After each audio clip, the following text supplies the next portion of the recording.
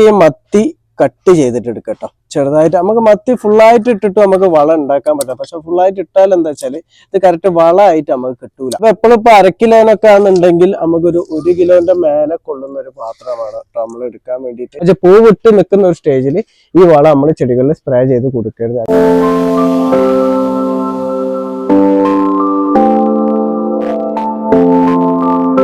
Hi, നമസ്കാരം. ഫാസിലാണ്. എൻ്റെ പുതിയ വീഡിയോയിലേക്ക് എല്ലാവർക്കും സ്വാഗതം.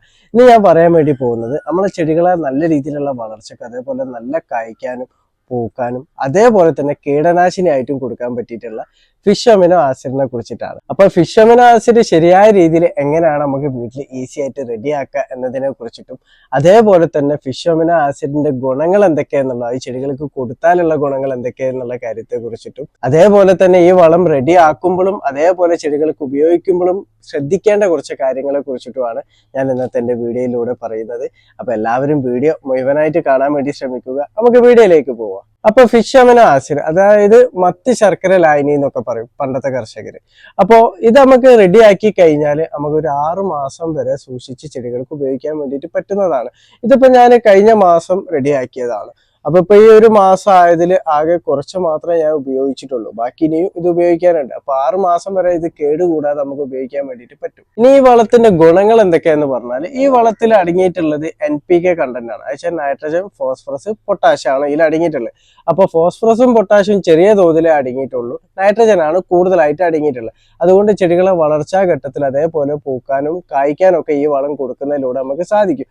അതേപോലെ തന്നെ സൂക്ഷ്മ മൂലകങ്ങളും ഉപമൂലകങ്ങളും അത്യാവശ്യം ഇതിൽ അടങ്ങിയിട്ടുണ്ട്. പൂർണ്ണമായിട്ടും ഇല്ല എന്നുണ്ടെങ്കിലും ചെടികൾക്ക് അത്യാവശ്യ ഘട്ടങ്ങൾക്ക് കിട്ടേണ്ട സൂക്ഷ്മ മൂലകങ്ങളും ഉപമൂലകങ്ങളും ഈ വളം നമ്മൾ കൊടുക്കുന്നതിലൂടെ ചെടികൾക്ക് കിട്ടുന്നതാണ്. അടുത്തതായിട്ട് ഈ വളം കൊണ്ടുള്ള ഗുണം എന്താന്ന് വെച്ചാൽ, ഇതൊരു കീടനാശിനിയായിട്ട് നമുക്ക് ചെടികൾക്ക് കൊടുക്കാൻ പറ്റുന്നതാണ്. കാരണം ചെറു കീടങ്ങളെ ആക്രമണം, ഇലകളിൽ വരുന്ന ചെറു കീടങ്ങളെ ആക്രമണം, അതേപോലെ മണ്ണിൽ വരുന്ന കീടങ്ങളെ ആക്രമണത്തിനൊക്കെ നമുക്കിത് സ്പ്രേ ചെയ്ത് കൊടുത്താൽ, അതേപോലെ ചുവട്ടിൽ ഒഴിച്ചു കൊടുത്താലൊക്കെ നമുക്ക് ഒരുപാട് തടയാൻ വേണ്ടിയിട്ട് സാധിക്കുന്നതാണ്. അതേപോലെ തന്നെ നമ്മളെ മണ്ണിനെ ഫലപുഷ്ടമാക്കുന്നതിനും ഇത് നമ്മൾ മണ്ണിൽ ഒഴിച്ചു കൊടുത്തു കഴിഞ്ഞാൽ മണ്ണിനെ ഫലപുഷ്ടമാക്കുന്നതിനും ഒരുപാട് ഗുണം ചെയ്യുന്നുണ്ട്. മൂന്നാമത്തെ ഒരു കാര്യം എന്ന് പറഞ്ഞാൽ, ഇതിൽ ധാരാളമായിട്ട് അമിനോ ആസിഡുകൾ അടങ്ങിയിട്ടുണ്ട്. വെച്ചാൽ 8-9 അമിനോ ആസിഡുകൾ ഇതിൽ അടങ്ങിയിട്ടുണ്ട്. അപ്പൊ അമിനോ ആസിഡുകൾ നമ്മൾ മണ്ണിലും അതേപോലെ ചെടികളിലും കൊടുത്താലുള്ള ഗുണങ്ങൾ എന്തൊക്കെയാന്ന് വിചാരിച്ചാൽ, നമ്മളിപ്പോ ജൈവ രീതിയിൽ നമ്മൾ ജൈവ വളങ്ങൾ നമ്മൾ ഇട്ട് കൊടുത്താൽ അതെല്ലാം പൂർണ്ണമായിട്ട് ചെടികൾക്ക് വലിച്ചെടുക്കാൻ പറ്റണമെന്നില്ല. അപ്പൊ ഞാൻ ഇതിന്റെ മുന്നേ വീഡിയോയിലൊക്കെ ഞാനത് പറഞ്ഞിട്ടുണ്ട്. അപ്പൊ ഈ അമിനോ ആസിഡുള്ള ഈ ഫിഷ് അമിനോ ആസിഡൊക്കെ നമ്മൾ ചെടികളിൽ ചുവട്ടിൽ കൊടുക്കുക എന്നുണ്ടെങ്കിൽ അത് ചെടികൾക്ക് മണ്ണ് ഫലപുഷ്ടമായിട്ടും അത് ചെടികൾക്ക് പെട്ടെന്ന് വേരുകൾക്ക് വലിച്ചെടുക്കാൻ പാകത്തിലാക്കി കൊടുക്കാനൊക്കെ അമിനോ ആസിഡ് നമ്മൾ കൊടുക്കുന്നതിലൂടെ സാധിക്കുന്നതാണ്. അതേപോലെ തന്നെ പ്രോട്ടീന്റെ ഉൽപാദനം വർദ്ധിപ്പിക്കാൻ വേണ്ടിയിട്ടും, അതേപോലെ ഹോർമോണിന്റെ ഉൽപാദനം വർദ്ധിപ്പിക്കാൻ വേണ്ടിയിട്ടും, മറ്റു എൻസൈമുകളുടെ ഉൽപാദനം വർദ്ധിപ്പിക്കാൻ വേണ്ടിയിട്ടൊക്കെ ഈ അമിനോ ആസിഡ് നമ്മൾ കൊടുക്കുന്നതിലൂടെ സാധിക്കുന്നതാണ് കേട്ടോ. അപ്പൊ നമ്മളൊരു തൈ നട്ട് കഴിഞ്ഞാൽ ചെടികളെ ആദ്യ വളർച്ചാ ഘട്ടം മുതൽ തന്നെ നമുക്ക് ഈ ഫിഷ് അമിനോ ആസിഡ് ചെടികൾക്ക് കൊടുക്കാൻ പറ്റുന്നതാണ്. അപ്പൊ ഇത്രക്കും ഗുണങ്ങളുള്ള ഈ ഒരു വളം നമുക്ക് വീട്ടിൽ ഈസി ആയിട്ട് നമുക്ക് ഉണ്ടാക്കാൻ പറ്റുന്നതാണ് കേട്ടോ. അപ്പോൾ ഇത് ഉണ്ടാക്കാൻ വേണ്ടിയിട്ട് നമുക്ക് വേണ്ടത് മത്തിയാണ്. നമുക്ക് എല്ലാതരം മീനുകളും നമുക്ക് എടുക്കാൻ പറ്റും, പക്ഷെ മത്തി എടുക്കുന്നതാണ് നല്ലത്. കാരണം മത്തിയിലാണ് അമിനോ ആസിഡുകൾ കൂടുതലായിട്ട് അടങ്ങിയിട്ടുള്ളത്. അതേപോലെ തന്നെ മറ്റു പ്രോട്ടീനും കാൽസ്യം ധാരാളമായിട്ട് അടങ്ങിയിട്ടുള്ളത് മത്തിയിലാണ്. അപ്പൊ നമ്മൾ മത്തി എടുക്കുന്നതാണ് നല്ലത് ഈ വളം ഉണ്ടാക്കാൻ വേണ്ടിയിട്ട്. അപ്പൊ ഈ വളം എങ്ങനെയാണ് നമുക്ക് റെഡിയാക്കുക എന്നുള്ള നമുക്ക് നോക്കാം. അപ്പൊ ഈ വളം റെഡിയാക്കാൻ വേണ്ടിയിട്ട് ഞാൻ ഇവിടെ എടുത്തിട്ടുള്ളത് 1/2 കിലോ മത്തിയാണ് കേട്ടോ. അപ്പോൾ ചിലര് മത്തിന്റെ തല വെച്ചിട്ട് വളം ഉണ്ടാക്കും. അപ്പൊ അങ്ങനെ ഉണ്ടാക്കാൻ പറ്റുന്നതാണ്. മത്തി ഫുള്ളായിട്ട് എടുക്കുന്നതാണ് നല്ലത്. അപ്പോൾ മത്തിക്കൊന്നും അതിനത്രയും വില വരുന്നില്ല. ഇപ്പൊ 1/2 കിലോനാണെന്നുണ്ടെങ്കിൽ 60 റുപ്യ ഇന്നിപ്പോ ഞാൻ വാങ്ങിയ വില വന്നിട്ടുള്ളൂ. അപ്പൊ 1/2 കിലോന്റെ ഒരു അളവാണ് ഞാൻ കാണിക്കുന്നത്. അപ്പൊ 1/2 കിലോ മത്തി എടുത്തിട്ടുണ്ട്. അതേപോലെ നമുക്ക് വേണ്ടത് അടുത്തത് ശർക്കര ആണ്. അപ്പൊ ശർക്കര എത്രത്തോളം കറുത്തത് കിട്ടാൻ പറ്റുമോ അത്രത്തോളം വാങ്ങാം. അപ്പൊ ഈ ഒരു കാലത്ത് ഇപ്പൊ നമ്മൾ കറുത്തത് കിട്ടുന്നില്ല ശർക്കര, കാരണം വൈറ്റ് ശർക്കര മാത്രമേ കടകളിൽ വിൽക്കാൻ വേണ്ടിയിട്ട് പറ്റുള്ളൂ. അപ്പൊ അതുകൊണ്ട് കറുത്തത് കിട്ടുന്നില്ല. ഇതിന് മുന്നേ ഞാൻ ഉണ്ടാക്കുമ്പോൾ എനിക്ക് തമിഴ്നാട്ടിൽ നിന്ന് മറ്റേ കരിപ്പട്ടി കറുത്ത ചക്കര കിട്ടിയിരുന്നു. അപ്പൊ അത് വെച്ചിട്ടാണ് ആ വളം ഞാൻ ഉണ്ടാക്കിയത്. ഇപ്പൊ അത് കിട്ടിയിട്ടില്ല. അപ്പൊ വൈറ്റ് ശർക്കര ആണ് എടുത്തിട്ട്. അപ്പൊ 1/2 കിലോ മത്തിയിലേക്ക് നമ്മള് 1/2 കിലോ ശർക്കര ആണ് എടുക്കേണ്ടത്. അപ്പൊ 1/2 കിലോ ശർക്കര ഞാനിവിടെ പൊടിച്ച് വെച്ചിട്ടുണ്ട്. അപ്പൊ ശർക്കര നമുക്കിത് പൊടിച്ചിട്ടാണ് ഇത് ഉപയോഗിക്കേണ്ടത് കേട്ടോ. പിന്നെ നമുക്ക് വേണ്ടത് ഇതേപോലത്തെ ഒരു മൺപാത്രമാണ്. അപ്പൊ ചിലർ എല്ലാവരും വിചാരിക്കേണ്ടത് എന്തിനാ ഇപ്പൊ മൺപാത്രം എടുത്തതെന്നുള്ളത്. അപ്പൊ മൺപാത്രത്തിലല്ല പ്ലാസ്റ്റിക്കിലൊക്കെ ഉണ്ടാക്കുന്നവരുണ്ട്. കാരണം പ്ലാസ്റ്റിക് ബോട്ടിലൊക്കെ ഈ വളം ഉണ്ടാക്കാൻ പറ്റുന്നതാണ്. പക്ഷെ മൺപാത്രത്തിലാക്കുമ്പോൾ നമുക്ക് എന്താ വെച്ചാൽ പൂർണ്ണമായിട്ട് നമുക്ക് ജൈവ രൂപത്തിൽ തന്നെ നമുക്ക് ഈ വളം റെഡി ആക്കണം എന്നുണ്ടെങ്കിൽ നമ്മൾ ഇതേപോലത്തെ അടപ്പുള്ള മൺപാത്രത്തിൽ വളം ഉണ്ടാക്കുന്നതാണ് കേട്ടോ നല്ലത്. അപ്പൊ ആദ്യം നമുക്ക് ഈ മത്തി കട്ട് ചെയ്തിട്ട് എടുക്കാം കേട്ടോ. ചെറുതായിട്ട് നമുക്ക് മത്തി ഫുള്ളായിട്ട് ഇട്ടിട്ട് നമുക്ക് വളം ഉണ്ടാക്കാൻ പറ്റാം. പക്ഷെ ഫുള്ളായിട്ട് ഇട്ടാൽ എന്താ വെച്ചാൽ ഇത് കറക്റ്റ് വളമായിട്ട് നമുക്ക് കിട്ടൂല. കാരണം അത് അലിഞ്ഞ് വളമായി കിട്ടണമല്ലോ. അപ്പൊ അങ്ങനെ കിട്ടാത്തതിനോണ്ടാണ് നമ്മൾ മത്തി ഇങ്ങനെ കട്ട് ചെയ്തിട്ട് കൊടുക്കണം എന്നുള്ളത് പറയുന്നത് കേട്ടോ. പിന്നെ രണ്ടാമത്തെ മത്തി നമ്മൾ വാങ്ങിക്കഴിഞ്ഞാൽ ഇപ്പോൾ നമ്മൾ ഐസിട്ട മത്തിയാണെന്നുണ്ടെങ്കിൽ കുഴപ്പമില്ല. അതൊന്നും നമ്മൾ നല്ല കഴുകിയിട്ട് വെള്ളം ഒന്ന് പോകാൻ വേണ്ടി കുറച്ച് നേരം വെച്ചാൽ മതി. വെള്ളം പാടില്ല കേട്ടോ. അപ്പൊ കഴുകി കഴിഞ്ഞാൽ വെള്ളം പോകാൻ വേണ്ടി കുറച്ച് നേരം മാറ്റി വെക്കണം. അതേ സ്ഥാനത്ത് നമ്മളെ ഫോർമാലിനൊക്കെ ഇട്ടിട്ട് വരുന്ന മത്തിയാണെന്നുണ്ടെങ്കിൽ ഇതുപോലെ വളം ഉണ്ടാക്കാൻ വേണ്ടിയിട്ട് നമുക്ക് പറ്റൂല കേട്ടോ. അപ്പൊ ഇതിപ്പോ ഞാനെന്ന് പറഞ്ഞാൽ നമ്മളിവിടെ അതായത് ദിവസം വരുന്ന തോണിക്കാരെ മീൻ തന്നെ നമുക്ക് കിട്ടാനുണ്ട്. അപ്പൊ അങ്ങനെ വാങ്ങിയത്. അപ്പൊ അതിൽ ഫോർമാലിൻ അങ്ങനെ കെമിക്കലൊന്നും ഇടാത്ത മത്തിയാണ് കേട്ടത്. അപ്പൊ വളം ഉണ്ടാക്കുമ്പോൾ അതൊന്ന് പ്രത്യേകം ശ്രദ്ധിക്കണേ. അപ്പൊ നമുക്ക് ഇതൊന്ന് ചെറുതായിട്ട് കട്ട് ചെയ്തിട്ട് എടുക്കാം. അപ്പൊ നമ്മളിവിടെ മത്തി ചെറുതായിട്ട് നമ്മൾ കട്ട് ചെയ്തിട്ടുണ്ട് കേട്ടോ. ഇനി ഇതിലേക്ക് നമ്മൾ ചെയ്യേണ്ടതെന്ന് വെച്ചാൽ ഈ 1/2 കിലോ ശർക്കര പൊടിച്ച് നമുക്ക് ഇതിലേക്ക് ഇട്ട് കൊടുക്കാം. അപ്പൊ ഇത് പലരും പല രീതിയിൽ ഉണ്ടാക്കും കേട്ടോ. ചിലര് ഇതേപോലെ പാത്രത്തിൽ മത്തി ഇട്ടതിന് ശേഷം പിന്നീട് മേലെ ശർക്കര ഇട്ട് കൊടുക്കുന്ന രീതിയിലുണ്ട്. ചിലരിത് ഇങ്ങനെ കുഴച്ചിട്ട് തന്നെ എടുക്കും. അപ്പൊ നമ്മളിത് കുഴച്ചിട്ടാണ് ഇട്ട് കൊടുക്കുന്നത് കേട്ടോ. അച്ഛാ ഈ ശർക്കരയും അതേപോലെ മത്തിയും കൂടി നല്ല രീതിയിലൊന്ന് കുഴച്ചതിന് ശേഷമാണ് നമ്മൾ പാത്രത്തിൽ ഇട്ട് കൊടുക്കേണ്ടത്. അപ്പൊ നമ്മളിത് നല്ല രീതിയിൽ തന്നെ കുഴച്ചിട്ടുണ്ട്. ഇനി നമ്മളിത് മൺപാത്രത്തിലേക്ക് മാറ്റി വെക്കാം. അപ്പൊ മൺപാത്രത്തിലേക്ക് ഇടുമ്പോൾ നമ്മളിപ്പോ പാത്രം നമ്മൾ കഴുകിയിട്ടൊക്കെ ഉണ്ടെന്നുണ്ടെങ്കിൽ അതിൽ വെള്ളം ഉണങ്ങാൻ വേണ്ടിയിട്ട് നമ്മൾ കാത്തു നിൽക്കണം കേട്ടോ. കാരണം ഒരു തരി പോലും വെള്ളം ഇതിൽ ആവാൻ പറ്റില്ല. വെള്ളം ആയി കഴിഞ്ഞാൽ നമുക്ക് കറക്റ്റ് വളമായിട്ട് നമുക്ക് കിട്ടൂല കേട്ടോ. അപ്പൊ ഇതിലേക്ക് നമുക്ക് ഇട്ട് കൊടുക്കാം. അപ്പൊ എപ്പോഴും ഇപ്പൊ 1/2 കിലോനൊക്കെ ആണെന്നുണ്ടെങ്കിൽ നമുക്കൊരു 1 കിലോന്റെ മേലെ കൊള്ളുന്ന ഒരു പാത്രമാണ് കേട്ടോ നമ്മൾ എടുക്കാൻ വേണ്ടിയിട്ട്. അത് കറക്റ്റ് 1/2 കിലോ കൊള്ളുന്ന പാത്രത്തിൽ ഒരു കാരണവശാലും ആക്കരുത് കേട്ടോ. ഇപ്പൊ ചിലര് ഇപ്പൊ മൺപാത്രം ഇല്ലാന്നുണ്ടെങ്കിൽ പ്ലാസ്റ്റിക് ബോട്ടിലൊക്കെ ആണല്ലോ ഉണ്ടാക്കുക. അപ്പൊ ആ ഒരു സമയത്ത് ഈ ഒരു കാര്യം ശ്രദ്ധിക്കണം കേട്ടോ.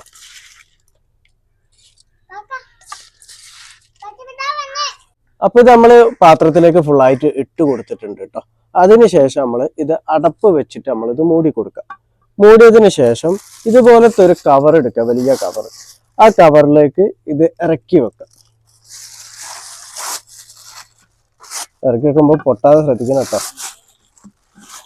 അതിങ്ങനെ ഇറക്കി വെച്ചതിന് ശേഷം ഇതിന്റെ മേൽഭാഗം ഇങ്ങനെ ടൈറ്റ് ആക്കുക. എന്നിട്ടിത് ഒന്ന് മടക്കിയതിന് ശേഷം ഇതുപോലത്തെ ഒരു കയറെടുക്കുക. ഒരു കയറെടുത്തിട്ട് നല്ല ടൈറ്റായിട്ട് ഇത് കെട്ടിക്കൊടുക്കുക. അത് വെച്ചാൽ ഇതിലുള്ള എയർ പുറത്തേക്കും പോകാൻ പാടില്ല, അതേപോലെ പുറത്തുള്ള എയർ ഇതിലേക്കും കയറാൻ പാടില്ല കേട്ടോ. അപ്പൊ ഇത് നല്ല ടൈറ്റായിട്ട് നമ്മൾ ഇത് കെട്ടിക്കൊടുക്കുക. ഇപ്പൊ പ്ലാസ്റ്റിക് ബോട്ടിലൊക്കെ ആണെന്നുണ്ടെങ്കിൽ നമ്മൾ ഇതുപോലെ കവർ വെച്ചിട്ട് കെട്ടിക്കൊടുക്കേണ്ട ആവശ്യമില്ല കേട്ടോ. ഇതിപ്പോ മൺപാത്രത്തിന്റെ അടപ്പായത് കൊണ്ടാണ് ഇങ്ങനെ കെട്ടിക്കൊടുക്കുന്നത്. അതിനുശേഷം വീണ്ടും ഒരു സേഫ്റ്റിക്ക് എന്നുള്ള രൂപത്തിൽ വീണ്ടും ഒരു കവറിലും കൂടി ഇതിങ്ങനെ ഇറക്കി കൊടുക്കാം. അതും അതേ രൂപത്തിൽ തന്നെ നമ്മൾ കെട്ടിക്കൊടുക്കട്ടോ. അപ്പൊ നമ്മൾ കെട്ടി വെച്ചിട്ടുണ്ട്. ഇനി നമ്മൾ ഇത് വളമായിട്ട് നമ്മൾ എടുക്കേണ്ടത് 1 മാസം കഴിഞ്ഞിട്ടാണ് കേട്ടോ. അപ്പൊ 1 മാസം കഴിഞ്ഞാൽ നമ്മളിത് ഓപ്പൺ ചെയ്തതിന് ശേഷം നമ്മൾ തരിപ്പ വെച്ചിട്ട് അരിച്ചെടുത്താൽ മതി. അപ്പൊ ചായ തരിക്കുന്ന തരിപ്പ വെച്ചിട്ട് നമുക്ക് അരിച്ചെടുക്കാം. ഇനി അല്ലാന്നുണ്ടെങ്കിൽ നെറ്റ് പോലത്തെ കണ്ണി വരുന്ന കവറുകളൊക്കെ വരുമല്ലോ, അത് വെച്ചിട്ട് നമുക്ക് തരിച്ചെടുക്കാൻ പറ്റും കേട്ടോ. അപ്പൊ ഇങ്ങനെ തരിച്ചെടുത്ത് കഴിഞ്ഞാൽ ഇതുപോലെ ലൈനായിട്ട് തന്നെ നമുക്ക് കിട്ടും. അപ്പൊ ഇതുപോലത്തെ ഒരു ബോട്ടലിലാക്കിയിട്ടാണ് നമ്മളിത് വെക്കേണ്ടത് കേട്ടോ. ഇപ്പോൾ ഇന്റേത് 1/2 കിലോനായതുകൊണ്ടാണ് ഇതുപോലത്തെ ചെറിയ ബോട്ടിൽ ഇത്രയൊക്കെ ഉണ്ടാവുള്ളൂ കേട്ടോ വളമായിട്ട് വരുമ്പോൾ. അതേപോലെ ഇപ്പോൾ 1 കിലോനൊക്കെയാണ് നമ്മൾ എടുക്കുന്നതെന്നുണ്ടെങ്കിൽ കുറച്ചുകൂടി വലിയൊരു ബോട്ടിൽ എടുത്താൽ മതി. അപ്പോൾ ബോട്ടിൽ എടുക്കുമ്പോൾ അതിൽ വെള്ളം ഇല്ല എന്നുള്ളത് നമ്മൾ ഉറപ്പ് വരുത്തണം കേട്ടോ. കാരണം വെള്ളം ഇല്ലാത്തൊരു ഡ്രൈ ആയിട്ടുള്ള ഒരു ബോട്ടിലേക്ക് നമ്മൾ മാറ്റിയിട്ട് ടൈറ്റ് ആക്കിയിട്ട് വെച്ചാൽ മതി. അങ്ങനെ വെച്ച് കഴിഞ്ഞാൽ നമുക്ക് 6 മാസം വരെ ഈ വളം സൂക്ഷിച്ചു വെക്കാൻ വേണ്ടിയിട്ട് പറ്റുന്നതാണ് കേട്ടോ. അപ്പൊ ഇത് ഇങ്ങനത്തെ ട്രാൻസ്പെറന്റ് ആയിട്ടുള്ള ബോട്ടിലാണെന്നുണ്ടെങ്കിൽ ഒരു തുണി വെച്ചിട്ടൊന്ന് ചുറ്റിയിട്ടൊക്കെ നമ്മൾ വെക്കാൻ വേണ്ടി ശ്രദ്ധിക്കട്ടോ. കാരണം സൂര്യപ്രകാശം നമ്മളിപ്പോൾ പുറത്തൊക്കെയാണ് വെക്കണമെന്നുണ്ടെങ്കിൽ സൂര്യപ്രകാശം ഒന്നും ഉള്ളിലേക്ക് തട്ടാതിരിക്കാൻ വേണ്ടിയിട്ടാണ് നമ്മളൊരു തുണി ചുറ്റിയിട്ട് വെക്കാൻ വേണ്ടിയിട്ട് പറയുന്നത്. അങ്ങനെ വെച്ച് കഴിഞ്ഞാൽ നമുക്കിത് വളം നമ്മൾ ഉപയോഗിക്കുന്ന ഒരു ടൈമിൽ അത് എടുത്തിട്ട് നമുക്ക് ഉപയോഗിക്കാൻ വേണ്ടി പറ്റും. വളം കേട് വരില്ല, അതിന്റെ പൂർണ്ണമായിട്ടുള്ള ഗുണം നമുക്ക് കിട്ടും ചെയ്യുന്നതാണ്. ഇനി നമ്മളിത് 1 മാസം നമ്മൾ സൂക്ഷിച്ച് വെക്കേണ്ടത് എങ്ങനെയാന്ന് വെച്ചാൽ ഞാൻ പറഞ്ഞല്ലോ, കൂടുതലായിട്ട് സൂര്യപ്രകാശം തട്ടാത്ത ഭാഗത്ത്, ഒരു തണലുള്ള ഭാഗത്താണ് നമ്മളിത് വെക്കേണ്ടത്. അപ്പൊ കഴിയുന്നത് ഒരു ഇരുട്ടുള്ള ഭാഗങ്ങളിൽ വെക്കുന്നതാണ് നല്ലത് കേട്ടോ. അപ്പൊ ഞാനിപ്പോ വെക്കുന്നത് ഇപ്പൊ ഇതിന്റെ വളമൊക്കെ കളിക്കുന്ന ഡ്രമ്മാണ്. അപ്പൊ ഈ ഡ്രമ്മിലാണ് ഞാനിത് ഇറക്കി വെക്കുന്നത്. അപ്പൊ ഇത് ഇറക്കി വെച്ചിട്ട് ഇത് ഇങ്ങനെ ഒന്ന് മൂടി വെച്ചത്. അപ്പൊ അത്യാവശ്യത്തിന് ഇരുട്ടുമുണ്ട്, അതേപോലെ കൂടുതലായിട്ട് സൂര്യപ്രകാശ ചൂടോ ഇതിലേക്ക് തട്ടുമില്ല.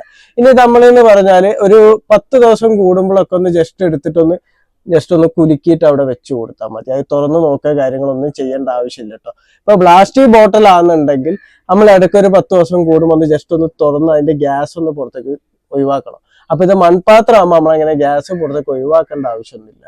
അത് അതേപടി തന്നെ വെച്ചാൽ മതി, ഒന്ന് കുലുക്കി വെച്ചാൽ മതി മാത്രമേ ഉള്ളൂ കേട്ടോ. ഇനി ഈ ഫിഷ് അമിനോ ആസിഡ് നമ്മൾ ചെടികൾക്ക് എങ്ങനെയാണ് കൊടുക്കേണ്ടത് എന്നുള്ളത് നമ്മൾ നോക്കാം.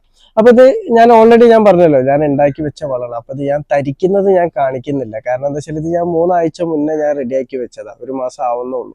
അപ്പൊ എനിക്കിത് 6 മാസത്തേക്ക് ഇത് ഉപയോഗിക്കാനുള്ള വളമുണ്ട്. അപ്പൊ ഇനിയിപ്പോ ഇത് കാണിക്കാൻ വേണ്ടിയിട്ട് ഇനി 1 മാസം കാത്തിട്ടുണ്ടല്ലോ. അപ്പൊ അതുകൊണ്ടാണ് കാണിക്കാനൊന്നുമില്ല, ഇത് തരിച്ചെടുത്താൽ മാത്രം മതി. അപ്പൊ ഇതുപോലെ നമുക്ക് വളം കിട്ടുന്നതാണ്. അപ്പൊ ഇത് നമ്മൾ കൊടുക്കേണ്ടത് എങ്ങനെയാന്ന് വെച്ചാൽ ചെടികൾക്ക് 1 ലിറ്ററിന് 2 ml വെച്ചിട്ടാണ് നമ്മൾ പച്ചക്കറി കൃഷിക്കൊക്കെ നമ്മൾ കൊടുക്കേണ്ടത്. അപ്പൊ ഒരു കാരണവശാലും അതിൽ കൂടുതൽ അളവ് എടുക്കേണ്ടതില്ല കേട്ടോ, കാരണം കൂടുതലായി കഴിഞ്ഞാൽ ചെടികൾക്ക് ദോഷമാണ്.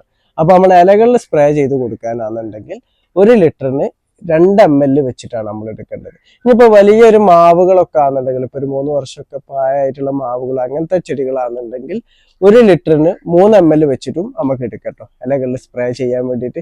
ഇനി ചുവട്ടിൽ ഒഴിച്ചു കൊടുക്കാനാണെന്നുണ്ടെങ്കിൽ 1 ലിറ്ററിന് 4 ml പച്ചക്കറിക്ക് എടുക്കുക. അതേപോലെ ഫ്രൂട്ട്സ് പ്ലാന്റ് ഒക്കെ ആണെന്നുണ്ടെങ്കിൽ 1 ലിറ്ററിന് 5 ml എന്നുള്ള രൂപത്തിലാണ് നമ്മൾ ചുവട്ടിൽ ഒഴിച്ചു കൊടുക്കാൻ വേണ്ടിയിട്ട് നമ്മളിത് എടുക്കേണ്ടത് കേട്ടോ. അപ്പൊ ഇതിന്റെ 5 ലിറ്ററിന്റെ സ്പ്രെയർ ആണ്. അപ്പൊ ഇതിലേക്ക് ഞാനിപ്പോ ഇലകളിലാണ് സ്പ്രേ ചെയ്ത് കൊടുക്കുന്നത്. അപ്പൊ 5 ലിറ്ററിലേക്ക് എന്ന് പറഞ്ഞാൽ നമുക്ക് 4 ലിറ്റർ മാത്രമേ ഇതിൽ വെള്ളം നിറയ്ക്കാൻ വേണ്ടി പറ്റുള്ളൂ. അപ്പൊ ഞാനൊരു 8 ml ആണ് ഇത് എടുക്കുന്നത് കേട്ടോ. അപ്പൊ അളവ് എല്ലാവരും പ്രത്യേകം ശ്രദ്ധിക്കണം കേട്ടോ, കാരണം അളവ് ഒരു കാരണവശാലും അളവ് കൂടാതെ നോക്കണം, കാരണം ഇത് അമിതമായാൽ ചെടികൾക്ക് ദോഷമാണ് കേട്ടോ. അപ്പൊ ഇതിലേക്ക് ഞാൻ 8 ml ഒഴിച്ചു കൊടുക്കുന്നുണ്ട്. അപ്പൊ ഈ വളം നമ്മൾ കൊടുക്കേണ്ടത് എങ്ങനെയാ വെച്ചാല്, ഞാൻ നേരത്തെ പറഞ്ഞല്ലോ, ഇത് നമുക്ക് വളമായിട്ടും കൊടുക്കാം, അതേപോലെ കീടനാശിനിയായിട്ട് നമുക്ക് ഇത് കൊടുക്കാൻ പറ്റും.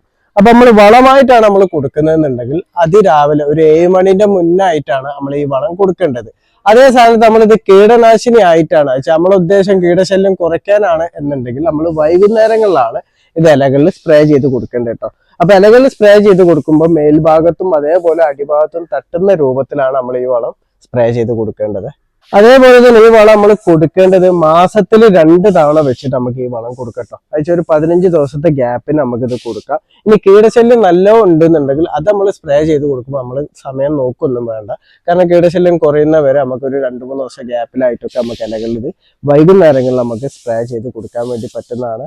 അപ്പൊ നമ്മൾ വലിയ പ്ലാന്റിലൊക്കെ നമ്മൾ സ്പ്രേ ചെയ്ത് കൊടുക്കുമ്പോൾ നമ്മൾ പൂത്തൊരു ടൈമിൽ നമ്മൾ ഒരു കാരണവശാലും ഈ ഒരു വളം സ്പ്രേ ചെയ്ത് കൊടുക്കരുത്. അയച്ചാൽ പൂ വിട്ട് നിൽക്കുന്ന ഒരു സ്റ്റേജിൽ ഈ വളം നമ്മൾ ചെടികളിൽ സ്പ്രേ ചെയ്ത് കൊടുക്കരുത്. അപ്പൊ അങ്ങനെ കൊടുത്തു കഴിഞ്ഞാൽ നമ്മൾ ഗുണമെന്ന് കരുതിയത് നമുക്ക് ദോഷമായിട്ട് മാറാനും ചാൻസ് കൂടുതലാണ് കേട്ടോ.